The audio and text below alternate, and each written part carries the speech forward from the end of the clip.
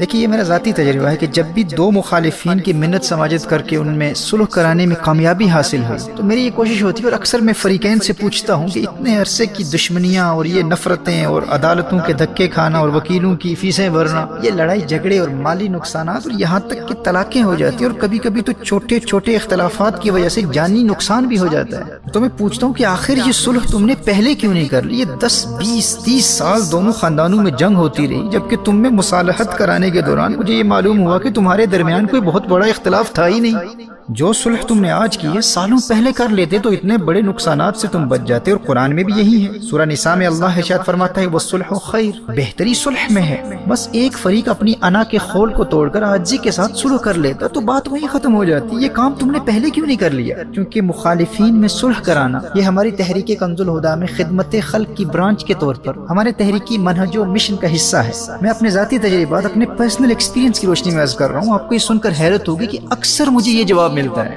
کہ ان نقصانات کا علم ہمیں بھی تھا اور ہم کب کے صلح کر لیتے، لیکن کوئی صلح کرانے والا ہی نہیں تھا۔ اگر کوئی خلوص و محبت کے ساتھ کسی ایک فریق کی حمایت و پاسداری نہ کرتے ہوئے غیر جانبدارانہ رویے کے ساتھ پہلے صلح کروا دیتا تو ہم یہ برسوں کے اختلافات اور زندگی کے 10 20 30 سال کی نفرتوں اور مالی نقصانات سے بچ جاتے۔ ہم کیوں نہ صلح کرتے؟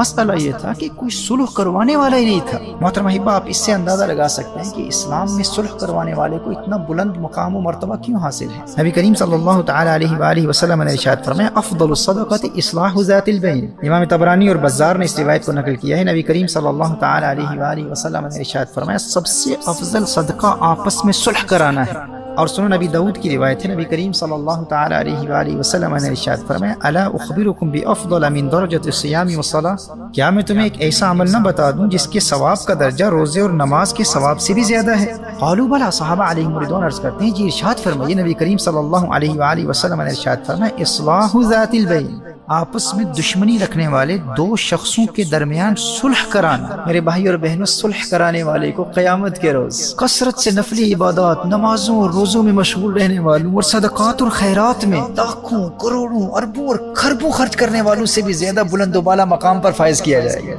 یہ مقام اسے ملتا ہے جو دو ناراض لوگوں میں صلح کرانے کو اپنی زندگی کا مشن بنا لیتا ہے۔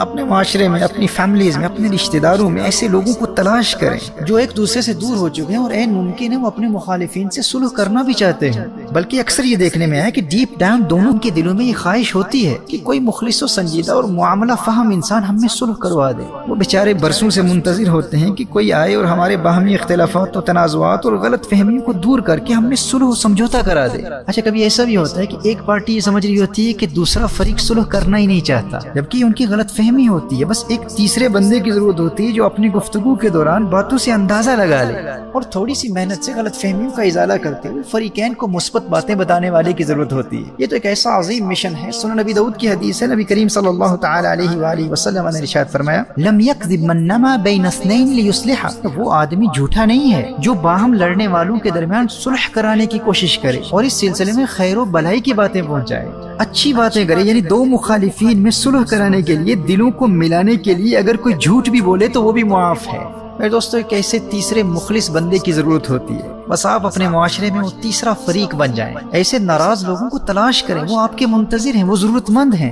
جس طرح ایک غریب کو پیسے کی ضرورت ہوتی ہے، ایک بھوکے کو کھانے کی ضرورت ہوتی ہے، اسی طرح مخالفین کو صلح کروانے والوں کی ضرورت ہوتی ہے۔ اور حدیث شریف میں نبی کریم صلی اللہ تعالی علیہ وآلہ وسلم کے فرمان کے مطابق سب سے بڑا صدقہ ان ضرورت مندوں کی ضرورت پوری کرنا ہے۔ دیکھیے، اگر آپ غریب ہیں اور آپ کے دل میں بھی یہ خواہش ہے کہ آپ کا شمار بھی صدقہ دینے والوں میں ہو، تو آج یہ ارادہ کر لیں، بلکہ اپنی ذات کو صلح کروانے والی ایک تحریک بنا لیں، اسے اپنی زندگی کا مشن بنا لیں۔ اپنی حیثیت کے مطابق اپنی فیملیز میں، اپنے رشتہ داروں میں ناراض لوگوں کو تلاش کریں، ماضی کے ان دوستوں کو تلاش کریں جو آج ایک دوسرے سے ناراض ہو چکے ہیں، ناراض بھائیوں کو تلاش کریں، ایک دوسرے سے دور ہو جانے والے میاں اور بیوی کو تلاش کریں جن کے بچوں کی زندگیاں برباد ہو رہی ہیں، اور والدین علیحدہ گھروں میں برسوں سے منتظر ہیں کوئی صلح کرائے، رشتہ دار تماشا دیکھ رہے ہیں کوئی صلح کروانے والا ہی نہیں ہے۔ اسی طرح مخالف خاندانوں کو تلاش کریں جو ایک دوسرے کے جانی دشمن بن چکے ہیں، مخالف کمیونٹی لیڈرز کو تلاش کریں، مخالف علماء کو تلاش کریں، اور اپنے طور پر علیحدہ علیحدہ دونوں پارٹی سے انتہائی حکمت عملی کے ساتھ مصالحت کی نیت سے بات چیت شروع کر دیں، اور اس دوران ان کے معاملات و تنازعات کا ذکر کسی سے نہ کریں۔